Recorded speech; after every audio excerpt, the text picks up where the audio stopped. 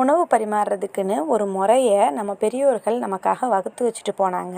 ஆனால் இப்போ இருக்கிற அவசர உலகத்தில் நம்மளால கடைப்பிடிக்க முடியல. ஆனாலும் வரக்கூடிய விசேஷ காலங்களில் அந்த முறையை நம்ம கடைப்பிடிக்கலாம். இலை போடுறதுக்கு முன்னாடி அந்த இடத்த தண்ணி தெளித்து தொடச்சிட்டு அதுக்கப்புறம் இலை போடணும். இலை போட்ட உடனேயே இலையில ஃபஸ்ட்டு நம்ம அந்த முனையில் சிறிதளவு உப்பு வைக்கணும். உப்பு வச்சுட்டதுக்கும் முடிஞ்ச அளவுக்கு ஒத்தப்படையில் வர மாதிரி காய்கறி பொரியல்கள் வைங்க. அப்புறமா ஸ்வீட்டு பாயாசம்லாம் வச்சுட்டு ஃபஸ்ட்டு அன்னம் போடுங்க. அன்னம் போட்டுட்டு நெய்யும் பருப்பும் போட்டதுக்கப்புறம் அதை அவங்க சாப்பிட்டதுக்கு அப்புறம் தான் நம்ம சாம்பார் ரசம் எல்லாமே பரிமாறணும்.